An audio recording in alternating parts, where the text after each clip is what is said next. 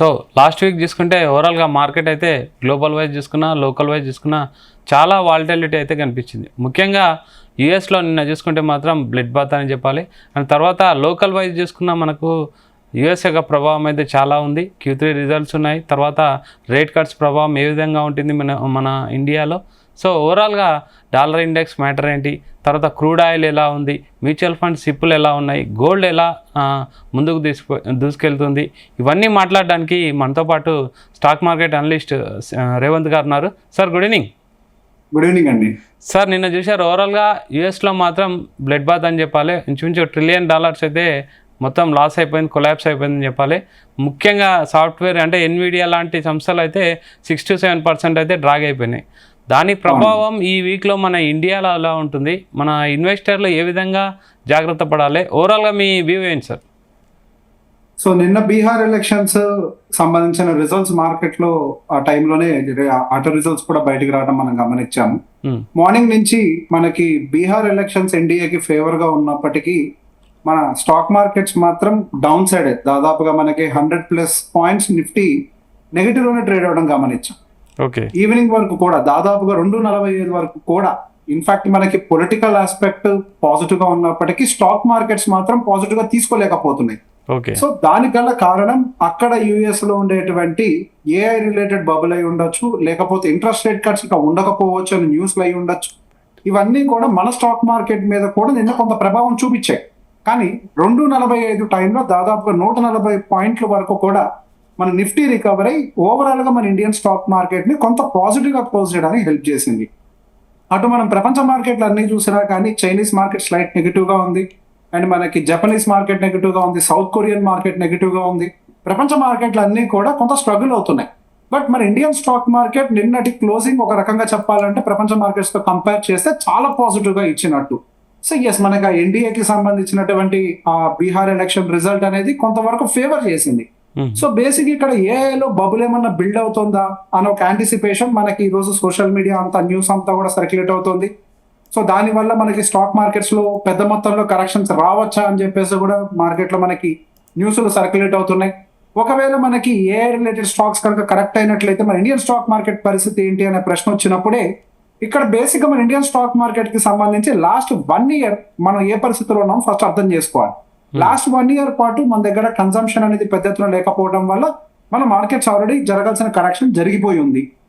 దానికి కావాల్సినటువంటి counter measures అన్ని కూడా లిక్విడిటీని పెంచే విధంగా దాదాపుగా 13 లక్షల కోట్ల వరకు కూడా ఇండియన్ మార్కెట్స్ లిక్విడిటీని పెంచే విధంగా సిఆర్ఆర్ కట్స్ కానీ ఇంట్రెస్ట్ రేట్ కట్స్ కావచ్చు, లేకపోతే ఇన్కమ్ ట్యాక్స్ రిడక్షన్స్ అవ్వచ్చు, ఇవన్నీ చేసి లిక్విడిటీని పెంచారు. మొన్న వచ్చినటువంటి జిఎస్టీ నెంబర్స్ అందరినీ సర్ప్రైజ్ చేసే పాజిటివ్ గా వచ్చి సో ఇండియాలో కన్సంప్షన్ అనేది బూస్ట్ అవుతుంది. సో యుఎస్ మార్కెట్ అనేది ఎక్కువగా కేవలం ఏఐ రిలేటెడ్ టెక్నాలజీ మీదనే ఎక్కువగా డిపెండ్ అయి నడుస్తూ ఉంటది. అది కూడా అక్కడ ఉండేటువంటి ఆ 7 కంపెనీలు మొత్తం మార్కెట్ ని కూడా పైకి గుంజుతూ ఉంటాయి. సో దానికి తోడు వాళ్ళ మధ్యలోనే కాంట్రాక్ట్స్ అన్ని కూడా ఇన్వెస్ట్మెంట్స్ అన్ని కూడా ఎక్కువగా మారుతూ ఉండటం, ఇదంతా కూడా కొంతవరకు వాళ్ళకి డెఫినెట్ గా ప్రెషర్ ని క్రియేట్ చేస్తూ ఉంటాయి. సో ఒకవేళ ఏ మార్కెట్ కనుక ఏమైనా కరెక్ట్ అయింది అని అంటే మన యుఎస్ మార్కెట్ అంటాం కంటే కూడా ఆర్టిఫిషియల్ ఇంటెలిజెన్స్ మార్కెట్ కరెక్షన్ అని చెప్పడం కరెక్ట్ ఒక రకంగా. సో ఏఐ మార్కెట్ ఏమైనా కరెక్ట్ అవుతుంది అని అంటే నెక్స్ట్ అది మన ఇండియన్ మార్కెట్ కి బెనిఫిట్ అవడానికి ప్రాబబిలిటీ ఎక్కువగా ఉంది. ఏ మార్కెట్ లో ఉండేటువంటి బబుల్ వల్ల అక్కడ సమస్యలు ఉన్నాయి. బట్ ఇండియన్ మార్కెట్ లో ఏ రిలేటెడ్ స్టాక్స్ కానీ మనం చెప్పుకోదగ్గర అసలు ఏమీ లేవనే చెప్పొచ్చు. హియర్ అండ్ దేర్ జీరో, మన దగ్గర ఏ ఇంపాక్ట్ లేదు. Indian market more diversified across all the sectors. మన దగ్గర ఆటో సెక్టర్ నడుస్తుంది, రియల్ ఎస్టేట్ నడుస్తుంటది, మ్యానుఫ్యాక్చరింగ్ బాగా నడుస్తుంటది, ఫార్మా హెల్త్ కేర్ స్ట్రాంగ్ గా ఉంటది. సో బేసిక్ గా మన ఇండియన్ స్టాక్ మార్కెట్ అనేది చాలా హైలీ డైవర్సిఫైడ్ గా ఉంటది. కాబట్టి అక్కడ వచ్చేటువంటి కరెక్షన్స్ రిపుల్ ఎఫెక్ట్ కింద వాళ్ళు 2% పడితే మనం 0.5, 0.8 పడతామేమో అంతే, అసలు పడము అని కాదు. వాళ్ళు పడ్డ దాంట్లో సగం కంటే తక్కువ రియాక్షన్ మన ఇండియన్ స్టాక్ మార్కెట్ తీసుకుంటది. అండ్ ఒకవేళ అక్కడ నిజంగానే బబుల్ కనుక బిల్డ్ అయింది అని కనుక గ్లోబల్ ప్లేయర్స్ అందరూ కనుక నమ్మారంటే, బిగ్ ప్లేయర్స్ అందరూ నమ్మారు అని అంటే అక్కడి నుంచి ప్రాఫిట్ బుకింగ్ చేసుకొని నెక్స్ట్ అండర్ వాల్యూడ్ గా ఉండేటువంటి నేషన్స్ వైపు చూడటానికి ఇష్టపడతారు. ఎమర్జింగ్ మార్కెట్స్ అన్నిటిలో కూడా మన ఇండియన్ స్టాక్ మార్కెట్ అనేది చాలా ఫేర్ వాల్యుయేషన్ లో కనపడుతుంది. సో గోయింగ్ ఫర్దర్ మన ఇండియన్ స్టాక్ మార్కెట్ యొక్క వాల్యుయేషన్స్ అయి ఉండొచ్చు, లేకపోతే కన్జంప్షన్ బూస్ట్ అయి ఉండొచ్చు. ఇదంతా కూడా మనకు కొంత పాజిటివ్ ఆస్పెక్ట్ లోనే కనిపిస్తుంది. మీ గతంలో కూడా చెప్పాను, మన Indian stock market bull rally అంటే బుల్ రన్ అనకూడదు లేదు కానీ ఒక చిన్నపాటి రన్ కి అయితే రెడీగానే ఉంది. మనకి హియర్ అండ్ దేర్ దాంతో పాటుగా మార్గన్ స్టాన్లీ కానీ ఇటువంటి ఎన్నో రీసెర్చ్ ఫర్మ్స్ కూడా వాళ్ళ యొక్క అవుట్పుట్ ని ఇస్తున్నాయి. దాదాపుగా మనం 2026 డిసెంబర్ ఎన్నికలు 29,000 వరకు నిఫ్టీ చేరుకోవచ్చు అని, సెన్సెక్స్ లక్ష టచ్ అవ్వచ్చు అని చెప్పి. So there are so many positive aspects to the Indian stock market. So మనం దానికి పెద్ద ఎత్తున భయపడాల్సినటువంటి అవసరాలు అయితే ఎక్కువ కనిపించట్లేదు. గోల్డ్ లో పెట్టే వాళ్ళు మాత్రం కొంత జాగ్రత్తగా ఉండాలి. స్టాక్ మార్కెట్ పాయింట్ ఆఫ్ వ్యూలో మనం భయపడాల్సిన అవసరం లేదని నా అభిప్రాయం. సార్ ముఖ్యంగా ఈ వీక్ చూసుకుంటే ఇప్పుడు ప్రజెంట్ అంటే నిన్న చూసుకుంటే యూఎస్ మార్కెట్ అయితే కంప్లీట్ బ్లడ్ బాత్ అని చెప్పొచ్చు. నెక్స్ట్ రేపు నిఫ్టీ లెవెల్స్ కానీ మనకు రెసిస్టెంట్ కానీ సపోర్ట్ కానీ ముఖ్యంగా ట్రేడింగ్ చేసే వాళ్ళకు ముఖ్యంగా ఏ విధంగా రేపు అలర్ట్ ఉండాలని చెప్తారు?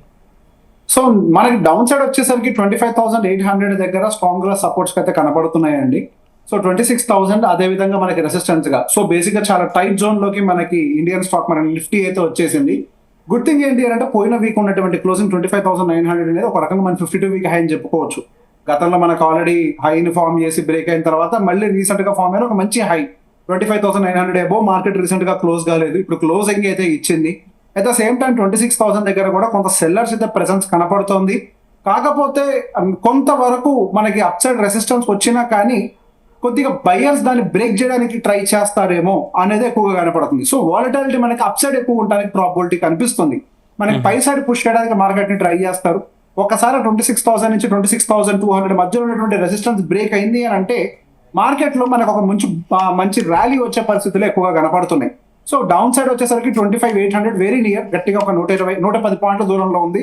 అప్ సైడ్ కూడా గట్టిగా 90 పాయింట్ల దూరంలోనే మనకి నిఫ్టీలో రెసిస్టెన్స్ అయితే కనపడుతోంది.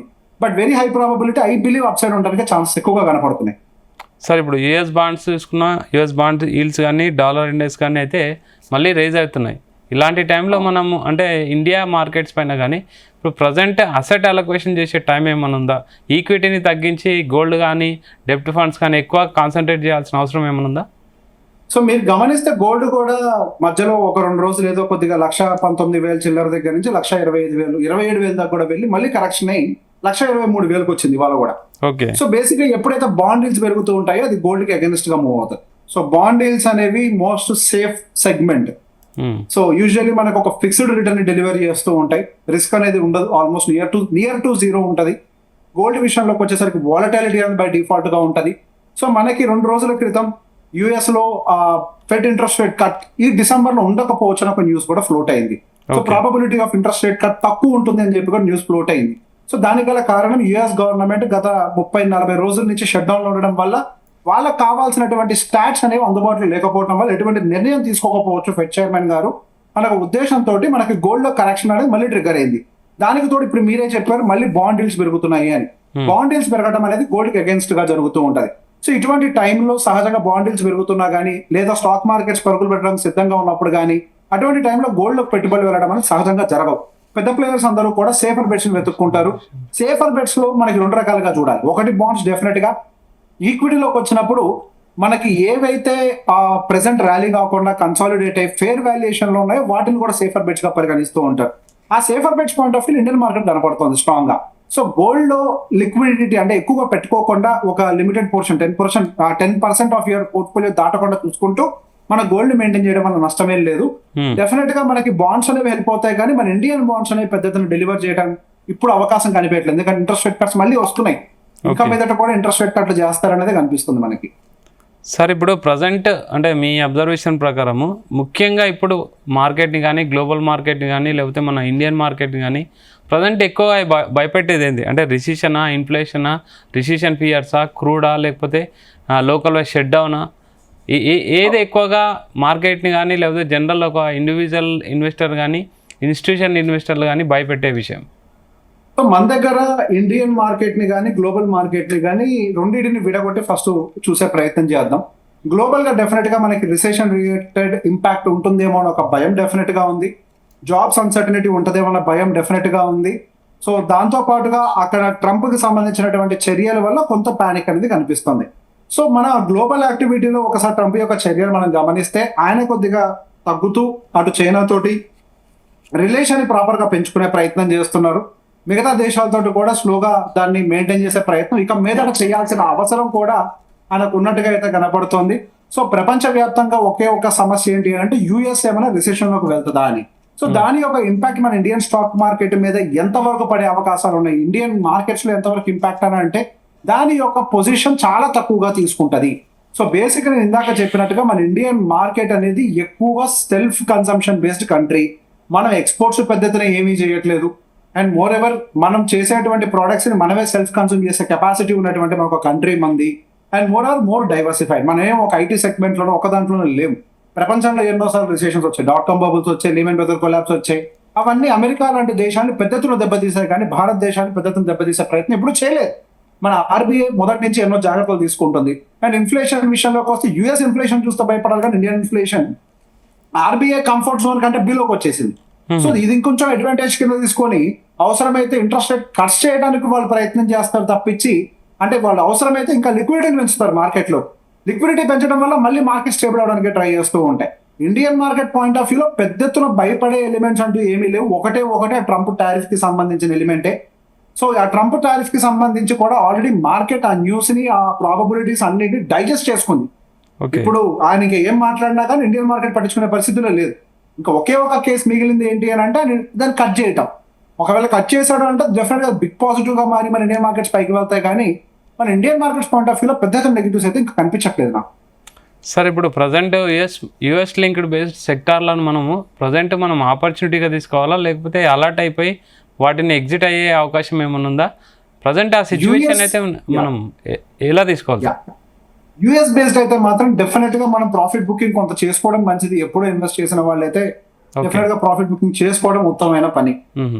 సో దాని గురించి మనం ఇంకెక్కువ ఆలోచించాల్సిన అవసరం లేదు. వాల్యుయేషన్ డీవియేషన్ ఉందన్న విషయం అందరికీ తెలిసిందే. విపరీతమైన ర్యాలీ ఇచ్చింది. అసలు గత సంవత్సరాల్లో యుఎస్ లో ఉన్నటువంటి రిటర్న్స్ అన్ని కూడా 7 స్టాక్స్ లో వచ్చినటువంటి రిటర్న్స్ తప్పించి బ్రాడర్ మార్కెట్ లో పెద్ద రిటర్న్స్ వచ్చింది ఏం లేదు. ఒకవేళ నిజంగా వాళ్ళు ఇన్వెస్ట్ చేసుకోవాలి అనుకున్న వాళ్ళు ఏదైనా ఉంటే గనక యుఎస్ మార్కెట్ లో అక్కడ స్టాక్స్ ఉన్న వాళ్ళు అక్కడ బుక్ చేసుకొని శుభ్రంగా ఇండియన్ మార్కెట్స్ లో, లేకపోతే అక్కడ small cap mid cap companies ఇంకా బెటర్ వాల్యుయేషన్స్ లో ఉన్నాయి, అట్లాంటి వాటిని పిక్ చేసుకుంటే ఇంక ఉత్తమైన పని అండి. సార్ ఇప్పుడు ఇంత సిచ్యువేషన్లో కూడా గ్లోబల్ ఎఫెక్ట్స్ అన్నీ ఉన్నా కూడా మన ఇండియాలో మ్యూచువల్ ఫండ్స్ సిప్పులు కానీ స్ట్రాంగ్గా ఉన్నాయి, కంటిన్యూ అవుతున్నాయి, ఇంకా ఎక్కువ అవుతున్నాయి. అంటే ఇది మన ఇండియన్ ఎకనామీకి స్టాండర్డ్ అనుకోవాలా, లేకపోతే ఇంకా ఏదైనా రిస్క్ ఫ్యాక్టర్ అనుకోవాలా? ఏం చెప్తారు? సో ఇండియన్ స్టాక్ మార్కెట్ లోకి ఎప్పుడైతే రీటైలర్ పార్టిసిపేషన్ మ్యూచువల్ ఫండ్స్ కు జరుగుతోందో అప్పటి నుంచి ఇన్ఫాక్ట్ మన ఇండియన్ స్టాక్ మార్కెట్ చాలా స్ట్రాంగ్ గా ఉంది. సో గతంలో ఎఫ్ఐఎస్ ఇదే రీతిలో సెల్ చేసినప్పుడు మన ఇండియన్ స్టాక్ మార్కెట్స్ దాదాపుగా ఇంకా ఇప్పటికీ కూడా 20% లోలో ఉండుంటాయి. కాకపోతే ఇప్పటికీ మనం ఇంకా ఆల్ టైమ్ హైలో ఉన్నాము అంటే దానికి గల కారణం రీటైలర్స్ యొక్క పార్టిసిపేషన్ ఇండియన్ స్టాక్ మార్కెట్స్ చాలా అగ్రెసివ్ గా ఉండడం.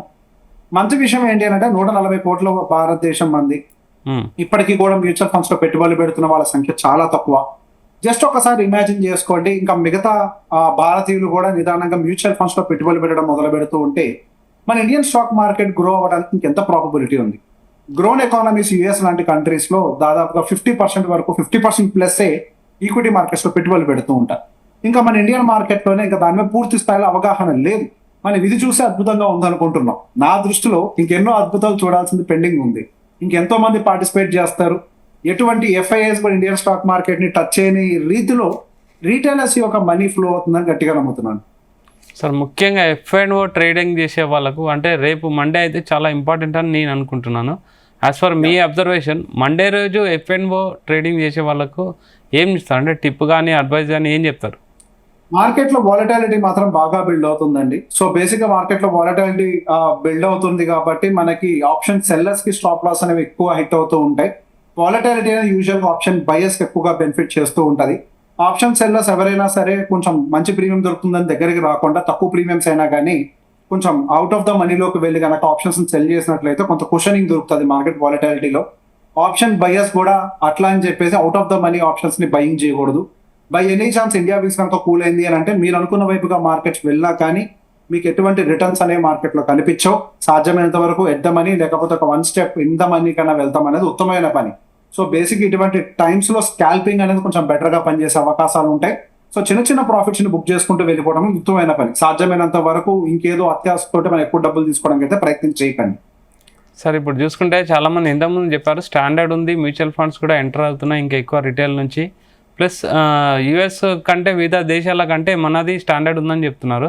కానీ చాలామంది ఇన్వెస్టర్లు అంటే జనరల్ ఇన్వెస్టర్ల డౌట్ ఏంటంటే మార్కెట్ మూవ్మెంట్ ఉంది కానీ మా పోర్ట్ఫోలియో మూవ్మెంటం అయితే లేదు అంత మూమెంటం అంత పెరగడం లేదనేది చాలా డౌట్లు అంటే చాలాసార్లు అడగడం జరుగుతుంది. ముఖ్య కారణం చెప్తారా సార్? దానికి గల కారణం ఏంటంటే స్టాక్స్ కొన్న వాళ్ళందరూ యూజువల్లీ స్మాల్ క్యాప్లో వీటిల్లో ఎక్కువ కొంటారండి. సో బేసిక్గా చిన్న కంపెనీస్ కొనుక్కుంటే మనకి ఎక్కువ రిటర్న్స్ వస్తాయని చెప్పేసి ఆశ ఉంటుంది. సాడ్ రియాలిటీ ఏంటి అంటే మనకి ఇప్పుడు మూవ్ అయిందంతా కూడా లార్జ్ క్యాప్ సెగ్మెంట్ ఎక్కువగా. మనకి ఇంకా స్మాల్ క్యాప్ సెగ్మెంట్ లో రికవరీ పెద్ద ఎత్తున రాలేదు. ఆ వచ్చిన ఆ కొద్దిగా రికవరీ కూడా అన్ని స్టాక్స్ లో రాలేదు, కొన్ని సెగ్మెంట్స్ కి మాత్రమే పరిమితమైంది. సో బేసిక్ గా గతంలో బాగా పర్ఫామ్ చేసాయి, ఈ సెక్టార్స్ ఏవో బాగున్నాయి కదా అని చెప్పేసి ఆ రీసెన్సీ బయాస్ తోటి, గత అనుభవంతో పెట్టుబడులు ఎవరైతే పెట్టారో వాళ్ళందరికీ డెఫినెట్ గా దెబ్బ తగిలే ఉంటది. ఇంతవరకు వాళ్ళ పోర్ట్ఫోలియోస్ రికవరీస్ కనిపించుండి ఉండవు. అందుకే రీసెంట్ గా జరిగిన దాన్ని ఆధారంగా పెట్టుకొని మళ్ళీ అట్లాంటి వాటిల్లోకి ఎంటర్ అయినట్లయితే మనకు రిటర్న్స్ తీసుకోవడానికి ప్రాబిలిటీ తక్కువగా ఉంటుంది. ఎప్పుడైనా ఒక ఇన్వెస్టర్ అనేవాడు కాంట్రా ప్లేయర్ లాగా ఉండాలి. ఎక్కడెక్కడ మంచి పేరు వాల్యుయేషన్స్ ఉన్నాయో వెతుక్కోవాలి, ఎక్కడెక్కడ మనకి రీసెంట్ గా ర్యాలీ జరగకుండా అండర్ వాల్యూ స్టాక్స్ ఏమన్నా వెతుక్కోవాలి, అండ్ ఏ కంపెనీస్ వాటి ఫండమెంటల్స్ స్ట్రాంగ్ గా మెయింటైన్ చేస్తున్నాయి, మేనేజ్మెంట్ స్ట్రాంగ్ గా ఉంది, ఇవన్నీ చెక్ చేసుకొని పెట్టుబడులు పెట్టినప్పుడు ఇటువంటి సమస్యల్ని మనం తప్పించుకుంటూ ఉంటాం. సరే, ఇప్పటికైనా కానీ కొన్ని కంపెనీలు రికవర్ అవ్వచ్చు, కొన్ని కంపెనీలు రికవర్ కాకపోవచ్చు. కాకపోతే ఇక్కడ గుడ్ థింగ్ ఎప్పుడైనా ఏంటి అంటే bear market gives an opportunity to build a fresh position. అవసరమైతే పనికి వాళ్ళని వాటిని తీసేసి పక్కకు పెట్టేసి పనికొచ్చే స్టాక్స్ ఇచ్చి పోర్ట్ఫోలియోలో పెట్టుకోవడానికి ఒక ఆపర్చునిటీని ఇస్తూ ఉంటాయి. సో లాస్ లో ఉంది కదా అని చెప్పేసి అది స్టాక్ ఇంకా పర్ఫామ్ చేయదు అని తెలిసిన హోల్డ్ చేయడం కంటే మీ అనాలిసిస్ ప్రకారం కనుక అది ఇంకా పని చేయదు అని అనిపిస్తే ఎగ్జిట్ అయిపోయి ఇంకొక మంచి స్టాక్ లో ఎంటర్ అయితే అట్లీస్ట్ అదన ర్యాలీ అవుతుంది. ఇక్కడ మనం ఎమోషనల్ గా జస్ట్ ఇది లాస్ లో ఉంది, రెడ్ గా కనపడుతుంది కదా అని చెప్పేసి హోల్డ్ చేసే ప్రయత్నం చేయకండి. If it is not fundamentally doing good, then come out and pick a fresh stock. And retailers ఎవరికైనా కానీ నేను ఇచ్చే ఫస్ట్ సలహా 80% స్టాక్స్ కొనకండి. That is not everyone's job. అయితే ఈటీఎఫ్ లేకపోతే మ్యూచువల్ ఫండ్స్ కొనుక్కోండి. అక్కడ మీకోసం ప్రొఫెషనల్స్ ఉంటారు, they will help you out. Okay sir, thank you very much sir. Most welcome. So ఇది ఇవాల్టి స్టాక్ మార్కెట్ అప్డేట్స్. ఓవరాల్గా keep watching G Telugu news.